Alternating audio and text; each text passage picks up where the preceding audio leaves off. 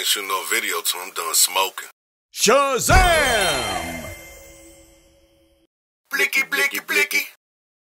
I hope your day was good. I hope your day was good. I hope your day was good. Check it out. I can't stop thinking about you. I hope your day was good. I hope your day was good. I hope your day was good. Can't say What's good, everybody? This your boy, Chef EBT, and I'd like to welcome y'all to the third episode of Burnt Stove TV. Excuse my TV, but I got that old John. I'm trying to get a picture right for y'all to see what's to come about. And this episode is about nothing more than my bacon wrapped meatloaf. You heard me, my bacon wrapped meatloaf. But people, what I need y'all to do, I need you to like, share, and subscribe. Please do so we can get this channel jumping, so I can show y'all what's up. So first, we're going to start with our ground beef. We got onion, our seasoning, eggs, green pepper. You know what I'm saying? Brown sugar. You know what I mean? You know how it go. You know how it go. The recipe will be soon. I ain't going to get into detail about the recipe, but you know, in most cookings, we sort it out by tablespoon and teaspoon. That's all. Tablespoon, teaspoon, half a cup. Don't nothing really go too much past that. Ooh, you see the bacon. That's for the bacon wrapped meatloaf. I'm going to use breadcrumbs. You could use crackers. I usually use crackers when making meatballs, but I don't really use them in my meatloaf. I use breadcrumbs. You feel me? So anyway, I went to Jewel today, people. Today I went to Jewel. I love Walmart, but I went to Jewel. Jewel got the best cut of ground beef. And if I'm going to eat a big block of ground beef, it's probably going to be from Jewel. All right? So as we chopping our vegetables, this is how I want you to chop the green pepper. You know, you don't want no big old, huge pieces in there, but you know, you want nice little specks of green pepper. You know what I'm saying? And the onions, we chopping it nice. About the size you'll put on the chili dog. Please excuse my hovering cutting board, but you know when you're a chef, you're bored, so you like to play a little game. My game is don't cut your fingers off while the cutting board is hovering. So as we prepping this, that's how I look. Brown sugar, I think that's about a half a cup or a cup. Doesn't make a difference, either or. Paprika, I think we're gonna use a tablespoon of paprika. You know, fling that in the pot with the brown sugar, of course. You know what I'm saying? And then we're going to use Hunt's tomato ketchup. I think we use about a half a cup to a cup of that, of Hunt's. Then we're going to use about 2 tablespoons or tablespoons of margarine. We're going to use about a half a tablespoon of Himalaya salt. Oh, no, teaspoon. I'm sorry, teaspoon. We're going to use about a teaspoon of garlic pepper. Powder, I'm sorry. And we're going to mix them boys up, get them bubbling, get them together so they become one and do what they got to do for this meatloaf. That looks beautiful. That looks delicious. Okay, now we're about to get our mix ready, our meatloaf mix. So, what we're going to do first is drop the beef. Drop the beef. Crack the eggs. Add the eggs. You feel me? In this order, and I'm telling y'all now, please pay attention. Breadcrumbs. I think that's a cup or a half a cup of breadcrumbs. Either or, it doesn't matter, like I say. I'm not going to put all of the green pepper in there.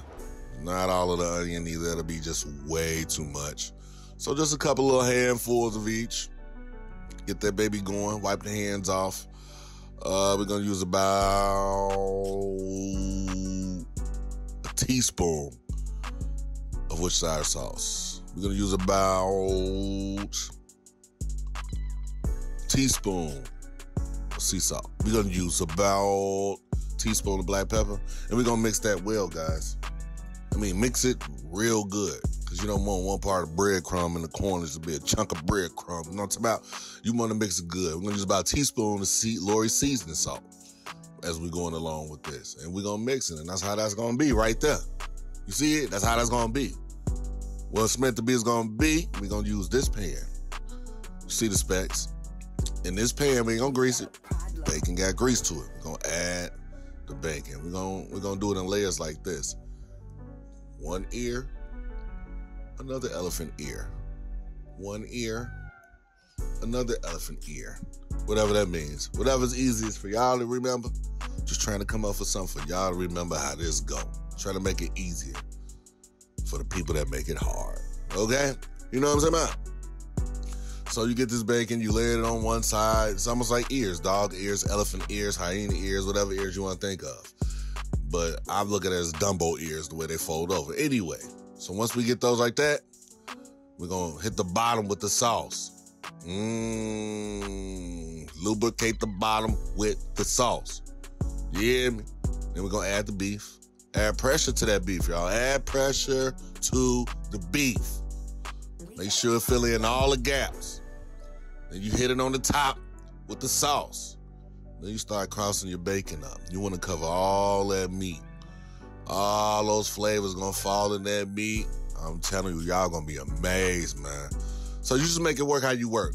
It's a puzzle. Like I say, I'm the type of chef, I play games. Let's play games. It's a puzzle. Can you get it? Can you cross the bacon to the right bacon and get the bacon to look right? I don't know. That's what we doing, old people. So you're going to put in the oven at that set temperature. We're going to let it cook at that set time. All right? You're going to pull it out. Now we finna base it. Now we about to base it. Don't y'all worry about that mashed potato right there. It's going to be another segment. Y'all see I'm looking all beautiful. Look like a beautiful queen. Look like a beautiful queen. Like, share, and subscribe, people. Like, share, and subscribe. So, we're going to take it out and we're going to baste it with the sauce. And we're going to put it back in for the designated time, people. That is what we do. It's going to come out like that, you know. It's up to your discretion, how long you want to cook it or what you want to do. I like little crispy pieces here and there, you know what I'm saying? I like those little pieces. But please believe, this meatloaf is far from dry, okay? You see the juices down there. Far from dry. Look at that. Juicy. And then we're going to add some more little sauce to it, like maybe a little brown gravy or something, you know what I'm saying? Don't be mad, people. I'm going to tell y'all about these mashed potatoes in another episode. Y'all going to love them. Then you hit it with the brown gravy, man. Then you put your vegetables on there after that. Vegetables. You know, with meatloaf, it's traditional to do this little mixed piece right there. So you already know what I got going on. Y'all ain't got to do it like this. Do whatever you want to do it. But this is how I do it. You feel me? This is my plate right here. This is my actual plate right here, people. And this pretty much is my meatloaf, my bacon wrapped meatloaf. The mashed potatoes, mix that like I don't care. Thanks for tuning in. Like, share, subscribe. Love y'all. Let's get it. You know it ain't true.